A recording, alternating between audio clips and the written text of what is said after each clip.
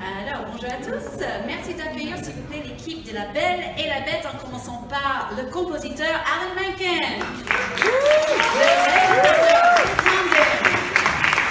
Dan Stevens, la Bête, Emma Watson, Belle, Willie Dan, Luke Evans, Gaston, Josh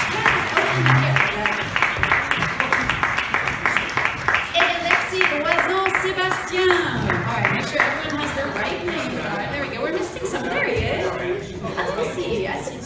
Hello.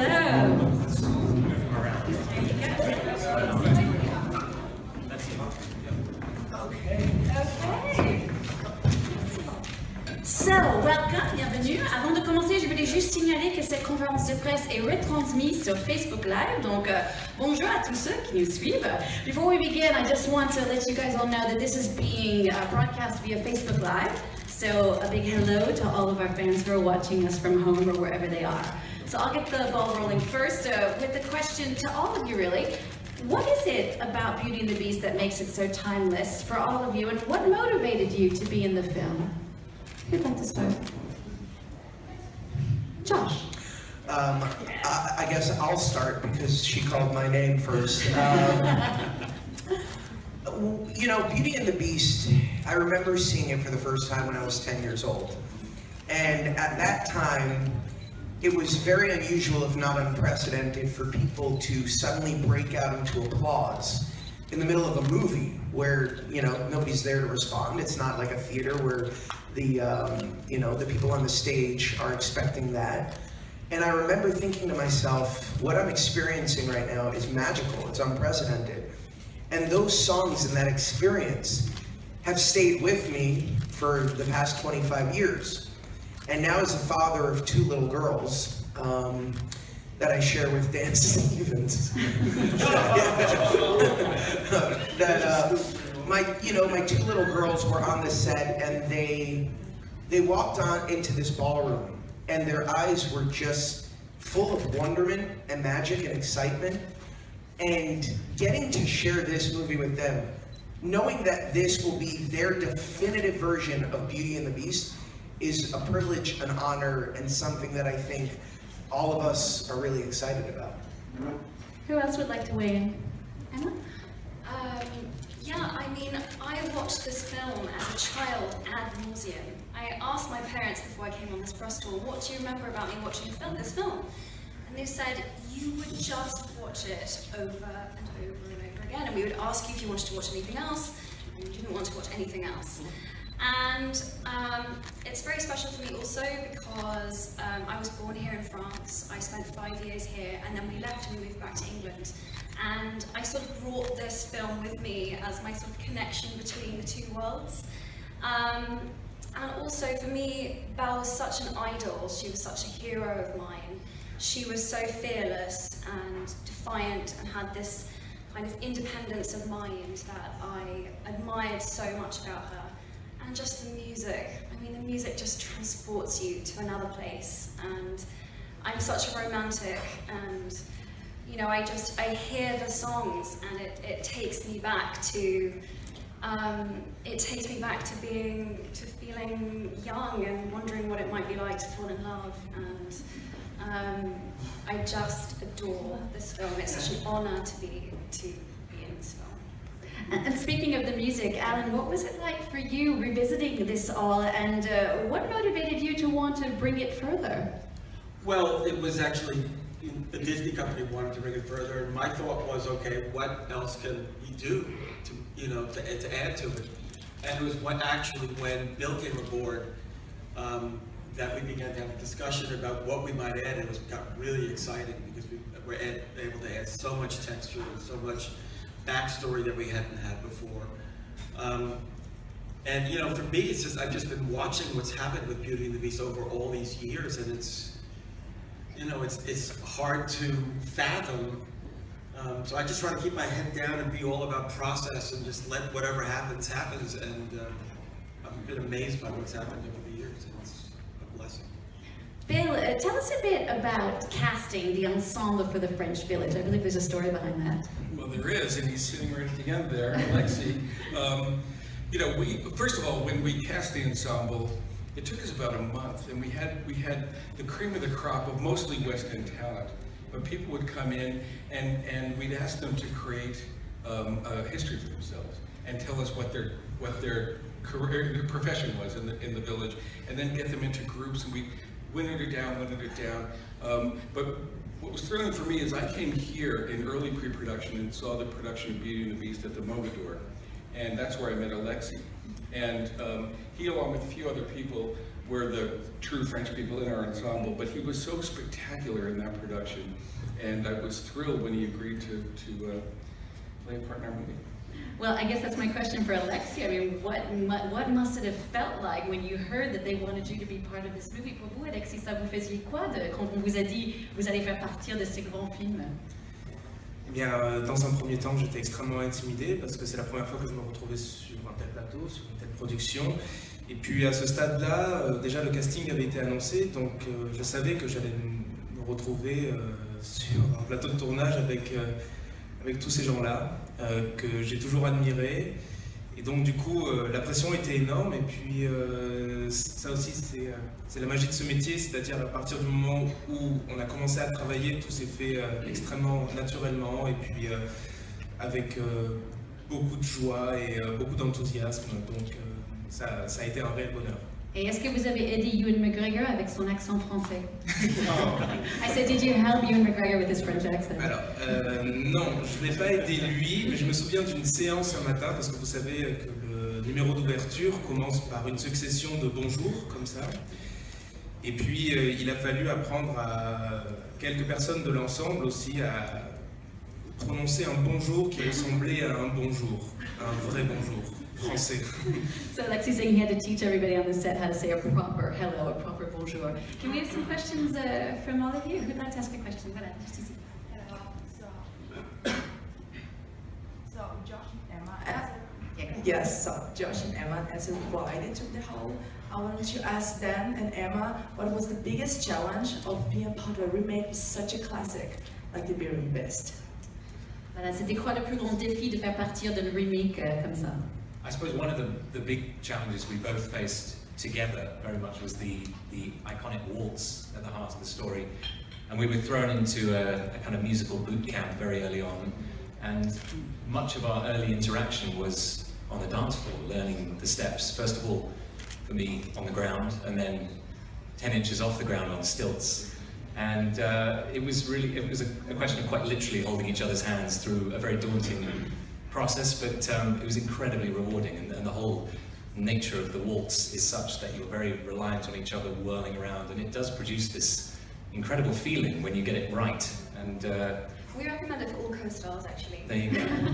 As a bonding method. It's very, there's something very intimate about dancing. You're meters away from somebody else's face, and any awkwardness that might be there to begin with, you immediately have to kind of push through and just go for it. And we really became partners in our obsession to make this dance perfect. Again, because it's one of those moments in the film that's just so iconic.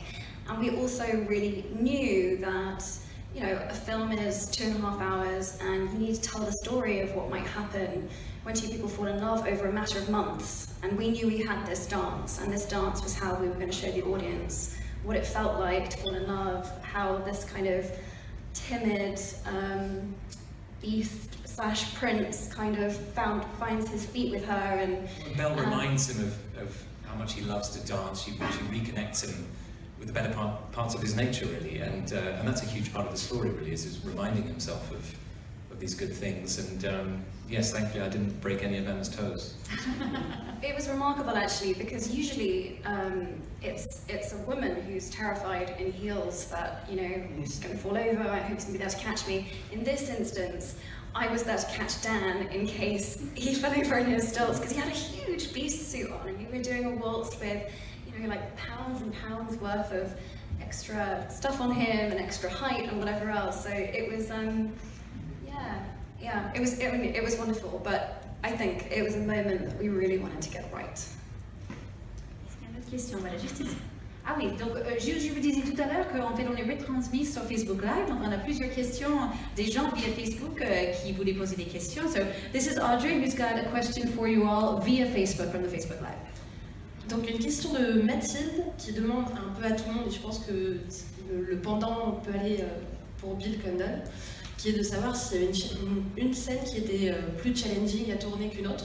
Est-ce qu'il y a eu un gros défi, que ce soit du côté des comédiens ou du côté de la réalisation? Okay, so this is a question from Mathilde, who's following us on Facebook for Bill, but it can kind of speak to all of you. Was there one scene that was more challenging than another to either direct or act? Bill? Well, to direct in some way, I have to say be our guest, because it was Emma alone, right? With objects that were performing a number who didn't exist, right? And with second unit, first unit, we shot that for over a month.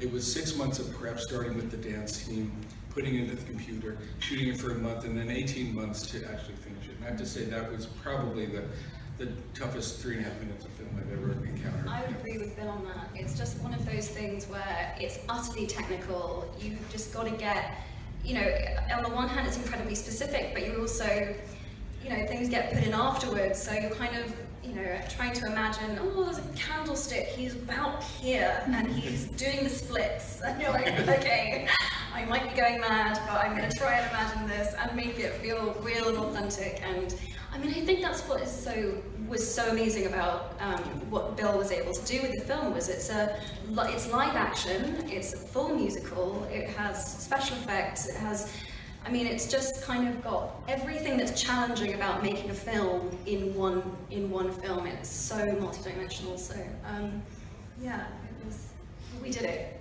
We got there. It's hopefully, I think it looks. Beauty, and that song was actually my favorite too, Be Our Guest, because I traveled throughout Italy while you guys shot that. So thank you. I'm so glad you were having a nice time all the day while I was trapped in that room. Thanks, God. Ok, une autre question, voilà ici. So you used motion capture for the Beast. How was it for you, Dan, to play in the suits? How was it for you, Emma, to act with Dan in this suit? And for Bill, did the technology evolve since Twilight? Oh God, yes. Donc juste pour rappeler les questions, donc pour Dan, en fait, est-ce que c'était difficile de jouer justement avec tous ces motion capture sur lui? Pour Emma, c'était difficile de jouer avec un partenaire, et pour Bill, est-ce que ça a bien évolué depuis l'époque de Twilight, tous les effets spéciaux? Dan? So it was actually a combination of technologies. It was motion capture for the suit, the physical capture, which I was puppeteering on the set. The facial capture was done separately using a technology called MOVA. And so every 10 days, 2 weeks, I would go into a booth, spray my face with UV paint, and 27 little cameras would capture the facial expressions of all the scenes that we'd done in the previous days. Emma would be sitting outside of the cage, and we would play the scenes again, just capturing the face. They would take that information, morph it into the beast, his face, and map it onto the body that I'd puppeteered on the set. Fortunately for me, there are a few actresses on the planet who've worked with this amount of technology as Emma Watson. I mean, she's completely unfazed by the weirdness of it all, and that helped me a huge amount. Well, for me, it was a dream, because I am used to, usually when there's something that's there that's going to be put in by special effects later, you know, a tennis ball at best is what I'm working with. So to actually have Dan be there on set with me, and for us to be able to interact and to be able to do the scenes with a real actor, I mean, it just makes a world of difference. I mean, I really think, I'm so pleased that we did it the way we did it, because when you see Beast on screen, there's something so human about him, and so kind of, it really captures the subtlety of Dan's facial expressions and the performance that he gives, which is, I don't think you will have seen anything like it before. I think it's really unique to our film. And Bill? Yes, I mean, there's another part to it, which is that we did build a beast before we started. So there was an actual physical thing that we all got to look at, and Emma got to play with, and knew exactly, and we got to light. So it started in reality. And yes, to your point about, this was one of the scariest challenges jumping into this movie, that we had somebody who was at the emotional center of the movie, who was the romantic hero of the movie, who was going to be a CG character, you know? And it was this new process, which, you know, usually it's dots like this, and then, and and then animators fill in the dots. But this actually captured every pore of Dan's skin, and that's why so much of him this great performance comes through. But I have to say a special tribute to Mr. Stevens, because he very quickly, the technological challenge became for him kind of a pleasure. It was like amazing to watch him figure it out, sort of conquer it, and then give this extraordinary performance. I tell this story about a visual effects supervisor from LA. Her daughter came to visit while he was doing the oddest thing, which was we were playing Beauty and the Beast, and Dan was just doing the facial expressions, imagining that he's dancing with Emma. We finished a take. The girl hadn't seen it shot live, but she was crying, just from what he was expressing on his face. That's beautiful. We were talking about heroes, the hero of the film. There's also, of course, a bad guy, a couple bad guys, but particularly Gaston. Luke, we haven't heard from you yet. You came, like Josh did, to this movie with so much stage experience. Did you find that obviously it helped you, but how did it help you the most? And did you have any tips, perhaps, for Emma and for Dan, who had done less stage work, musical stage work? Well, they didn't need any help. They were fantastic. The thing about Gaston and being a Disney villain, especially in this story of Beauty and the Beast, is there's a theatricality to Gaston. He's larger than life. His personality is larger than him. His ego is the size of this room, and he's massaged constantly, psychologically, and by this sidekick, and LeFou.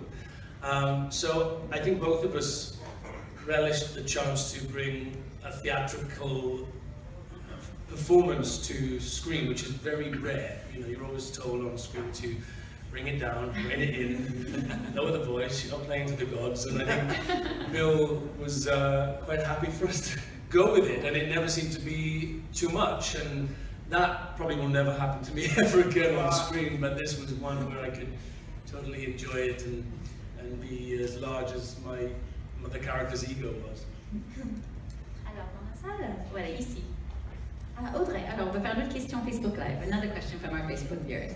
Deuxième question donc d'Alessia qui demande comment était l'ambiance sur le tournage. On sent qu'il y a une belle harmonie entre tout le monde et est-ce que voilà, c'est quelque chose qui s'est créé sur place ou a posteriori. Okay, so this is a question from Alicia, also via Facebook Live. She's asking, you can tell you guys have a real camaraderie between all of you. Was that evident as well on the set? What was it like on the set? What was the feeling like on the set?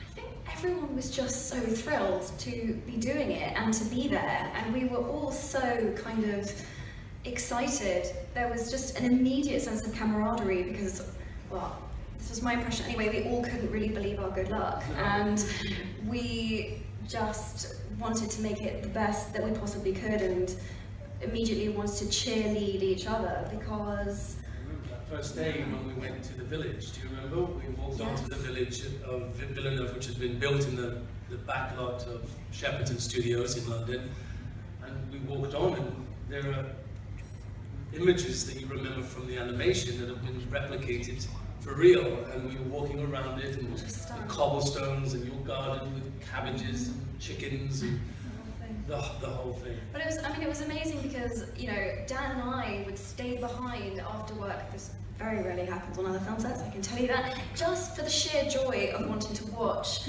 Josh and Luke do their musical number. We were just at the back of the set, just wanting to be an audience member because it was so wonderful. It's true. And actually, I remember after our waltz that Josh was on the side of that, wiping a tear, which was, again, this was so encouraging. So, we, I think, all nervous to do it right, but very supportive of each other in the process. There was also that sort of defining moment at the table read, the very first table read that we did. Usually a table read is a very technical process. It's, an opportunity to hear it out loud for the first time. But there was something so magical about that first moment where we all sat around the table and we're like, this is real, this is really happening. And I remember Emma Thompson got up and sang Beauty and the Beast. And everybody in the room got goosebumps. And, obviously we're all excited because we grew up with this. But I remember Sir Ian McKellen writing this very lengthy Facebook post. And to see somebody of that nature who's sort of been there and done it and has, you know, pretty much conquered every medium that he's tackled, for him to be so excited and so, you know, the sheer joy that he had to be a part of this project, I think we all felt that. I think we all just felt immediately that Bill was going to lead us on a very special journey. And it's true, you know, every day that I could watch these guys recreate or create those bits of my childhood and bring them to life, especially the ballroom dance. I remember everybody in the room just sobbed, not because it was sad that Dan could barely stand up on those stunts, but because we were all taken back to that moment as kids where we watched on a big screen this Beauty and a Beast fall in love with each other. D'autres questions? Voilà. Alors, j'aurais aimé savoir, comment avez-vous réussi à insuffler de la nouveauté, donc à vos personnages pour le cast et au film, au réalisateur, en donnant donc un nouveau souffle à ce classique Disney pour la nouvelle génération, mais tout en essayant de garder une part de nostalgie pour l'ancienne génération. Et merci. So the question is what did you do? Talk about the challenge and what you concretely did to bring a new breath of fresh air, if you like, to this classic and yet remain respectful to the original at the same time. I think it was creating, for me anyway, I was fascinated to create what, you know, understand more of who Belle was, to understand more of her past before we saw her in the animation. You know, what was her childhood like? Who was her mother? What did she like to do? And not just that, but for me, I was also really hungry for there to be more of these moments of intimacy between Beast and Belle. I really wanted to understand where the moments were, where they were connecting, and you know, how they fell in love. And Dan and I had an amazing time kind of figuring out, you know, additional dialogue to give them a sense of, you know, repartee. You know, they both have very quick minds, and so it was really fun. And they really meet each other toe to toe. That was one of my favorite parts about what is first a friendship and then becomes a romance. Is that, you know, Beast would bang on the door and Belle would bang back as hard, and you know. We would fight over books, and the friendship had like a really dynamic spirit and force to it. And I also loved this idea that Beast and Belle kind of are the same, to me they're the same person, that their love story is about finding a way to become whole, and the kind of battle and the journey of how they each became whole through the romance. So that was really fun for me to pull out past the original. And Emma, it seems watching it that your Belle, first of all, Belle was quite feminist for her day for a Disney cartoon. It seemed like you pushed it even further, just details like wearing boots instead of ballerina flats. Was that important to you? It was really important to me, not just because I wanted to, you know, push a feminist angle or anything like that, but because I just really wanted Belle to have authenticity. I really wanted Belle to have integrity. I really wanted you to believe that she was a real woman in a real world, because that's what makes fantasy work for me, is that when all of the other elements, other than the magic, are completely believable. So that the audience only has to suspend their disbelief for that one moment. And the rest, you have to believe, you have to buy everything. So if Belle is going to ride a horse, she's not going to do it in ballet shoes. It's just not going to, you know, if Belle is going to be an inventor, she needs a tool belt.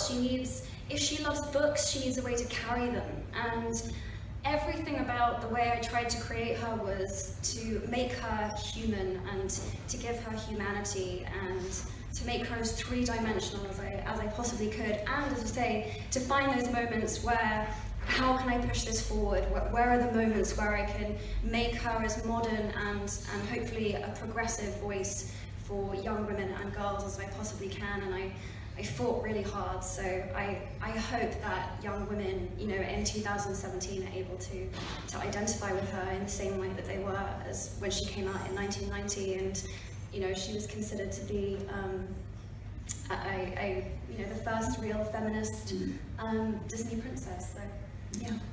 Alan, what about for you in regards to the music? Again, 25 years after, giving a breath of fresh air to songs that are already so iconic. Talk us through a bit. Were you intimidated by that at all? Scared? By reinventing? Well, I liken what I do as a composer, or what anyone does as a writer of musicals, to being like an architect. Like we build a house other people are going to live in, and I don't want to tell them how to live in it, but I want to create a space that gives them room to live in it. And I've gotten to sort of build this house 3 times.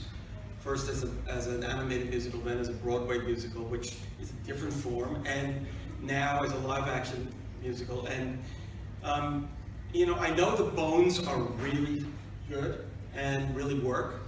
And so it's a matter of finding, well, what rooms can we add? What can the structure bear?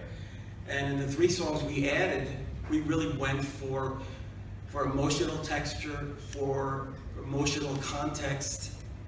We already had our up, extravaganza numbers. So we have the moment when Maurice is now is an inventor, but he's an inventor who makes music boxes. So there's a music box theme that runs through the musical, and it reflects through in a thread that Belle carries later. And then there's a moment when there's a lullaby when all the objects and Beast and Belle are basically turning in for the night, but they're remembering what it was like before the spell. Again, it gives real emotional context. And then I think one of the biggest contributions was a new song for the Beast, when he lets go of Belle, and when he realizes what love is, and he's going up the turret of the castle as he watches her go into the distance. And I think what I've noticed that is great is that I still see Beauty and the Beast. It's the Beauty and the Beast we originally envisioned, but it just keeps growing and growing I think in a really organic way. And I can only, for me, I'm just happy to be a part of the team that's done this. Bill is really the one, I think, who envisioned how this was going to grow, and it was absolutely great collaborating with him on making that happen. Another question here from the house? Voilà, juste ici. Je sais pas si on m'entend. Oui. Oui. Bonjour, je voulais tout simplement demander à l'équipe qu'ils me décrivent les émotions qu'on ressent la première fois qu'on voit le film terminé, avec les trucages, l'éditing, etc. Et je voulais aussi savoir quel rapport ils ont au film de Jean Cocteau. So he would like you to describe your emotions the first time you saw the film completely finished. That's the first part of the question. The second is, how can you compare this film to the film by Jean Cocteau?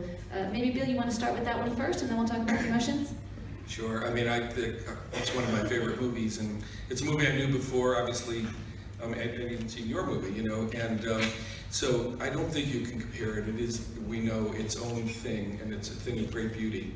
But I have to say, I did take inspiration from its design, and I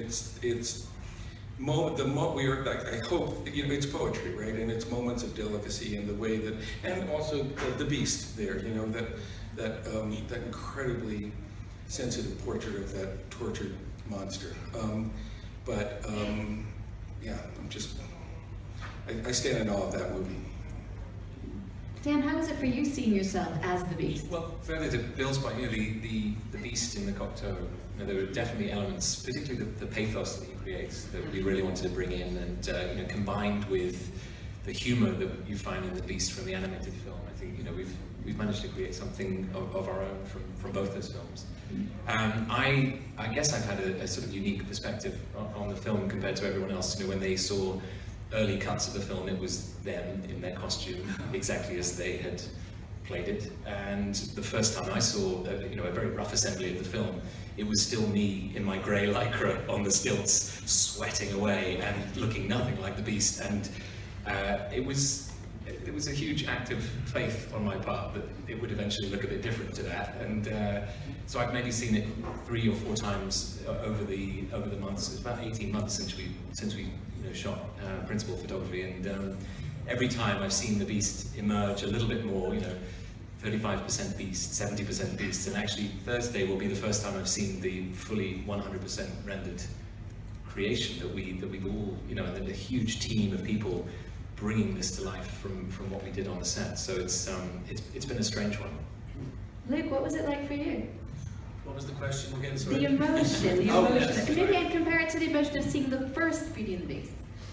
When I saw this version Yeah, for this the first version, time, the well, animated again, animated. like Dan, I saw it in its very early stages in New York a year and 4 months ago, and then again in London, and again, and bit by bit more was rendered of the digital through CGI, but even in its barest fetal stage, it was you were connected. The second you saw Emma on the top of that mountain, you were there. I was 12 years old. I was there again. I was there, and that music carries you and draws you in, shuts the doors behind you, and you're in until the end. And you don't want it to finish. I mean, I think I've seen almost the fully rendered final cut of the film. I think I probably haven't seen. I'm probably like you, Dan. There's probably bits that we have not yet seen, but. It emotionally, it's a magical trip, and you're all going to love it. Simple as that. Just a last word on the emotion for anyone watching the movie. Anyone else want to weigh in? I mean, again, seeing the culmination of everything that we've worked towards for so long, but also, as Luke mentioned, those iconic moments brought to life in. Truly, and I don't think it's just bias. I truly think that Bill Condon has created one of the most beautiful films I've ever seen visually. Yeah, one person in the room, thank you. Thanks, Dad. I do think that there is something profound, and you see it, every day for the past year and a half, and I'm sure you guys have felt this way too. Every day, doesn't matter what I'm working on, it doesn't matter what the event is, people forego all of those questions and ask me about Beauty and the Beast. They say, I'm so excited about Beauty and the Beast. And I, you saw the response to the trailer, you saw the response to the pictures. I think that now more than ever, we need a movie like this. There's something really, really profoundly positive, especially in such cynical times, to have a movie that's just about joy, that's about love, that's about magic, that's about romance. And I think that there's a longing to feel that again, to feel that joy that you felt in 1991 and have felt ever since. And I feel, in fact, I know that that's been our motto, is take the magic that inspired all of us and add to that magic, nurture that.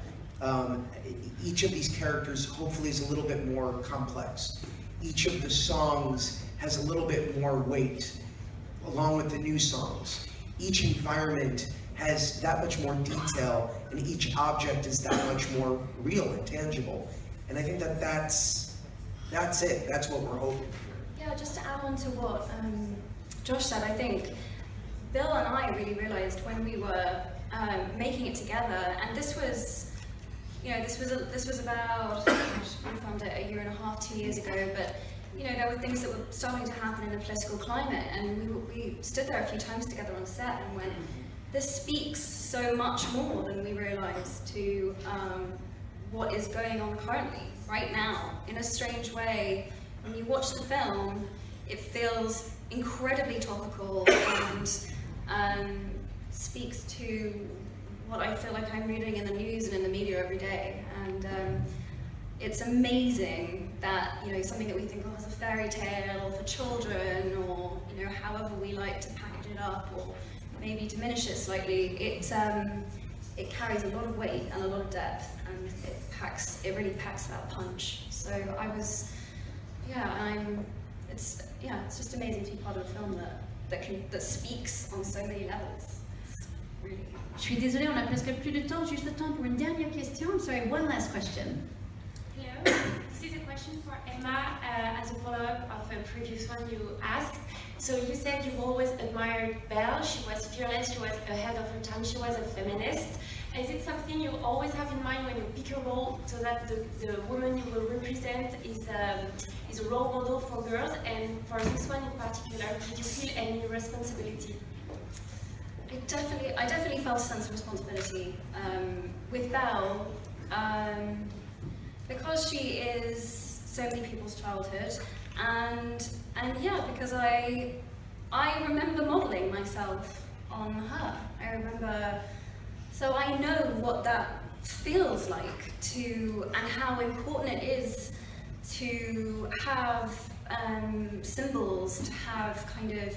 And what I think is really special about Belle and this story is that I don't think that her qualities necessarily just resonate with young women. I think that she's a character that both genders, wherever you fall on the spectrum, I feel like she's very relatable. Belle, for me, symbolizes the best part of all of us, of the part of ourselves that we all want to be, the part that's compassionate, the part that is able to see deeper, the best of us, and she's an archetype. She's kind of a sacred archetype, and I hope that when people see me on screen, they don't see me, or they see themselves in some way, and that she is everyone.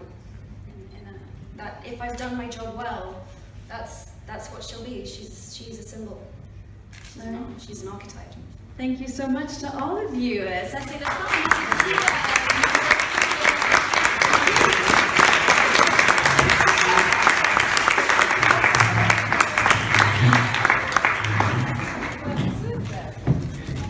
Alors, juste avant de partir, s'il vous plaît,